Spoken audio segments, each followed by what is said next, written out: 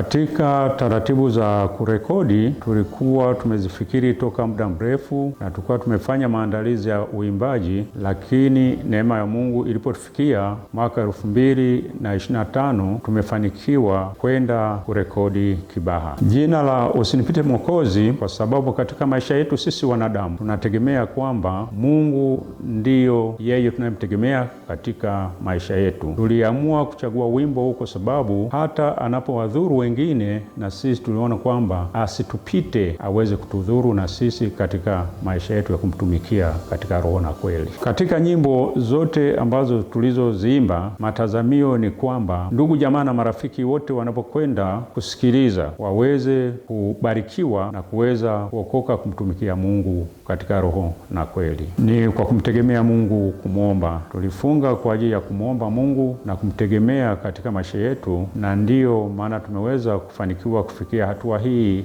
ya kwanza. Tunategemea tena Mungu atupiganie tuendelee na hatua nyingine inayofuata. Ujumbe wetu ni kwamba tumtegemee Mungu siku zote za maisha yetu. Tusimwache Mungu, tutafanikiwa kila jambo. Na tukimtegemea Mungu hakuna jambo lisilowezekana mbele zake. Kwa hiyo kwa Wakristo hata na wengine wote tukumbuke kumtegemea Mungu katika maisha yetu. Basi ilinivutia mimi kujiunga na kwaya Tumaini baada ya kuona kwamba mtaa wa Bigwa hauna kwaya, na chini ya uongozi wa Bwana Ima tukakaa chini tukashauriana, tukaona ni muhimu sana kuanzisha kwaya ya vijana Bigwa. Pamoja na hivyo tuliendelea kukua kimtaa, then tukafikia wakati tumekuwa usharika, tukabadilika kutoka kwaya ya vijana mtaa wa Bigwa kabadilika kuwa kwaya ya Tumaini usharika wa Bigwa.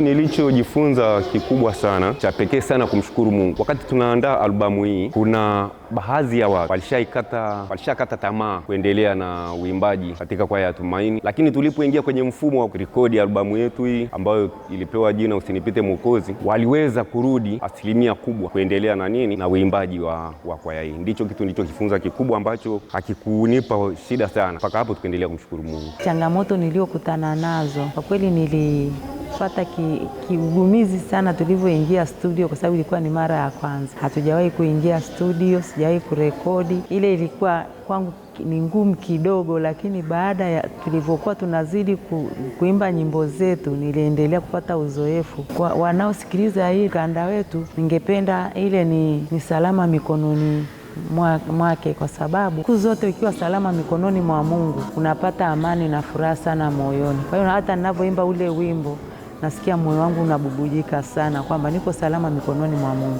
Jambo ambalo mimi nasema namshukuru sana Mungu ni kwa sababu sasa tumeweza kurekodi. Muziki una nafasi kubwa sana ya kuwashawishi watu, kuwavutia watu. Kwaya kuimba muziki wa Mungu ni sawasawa tu na kuhubiri. Ni sawasawa na mtu kama vile anavyofikiri kwamba labda nisome Biblia, unaona?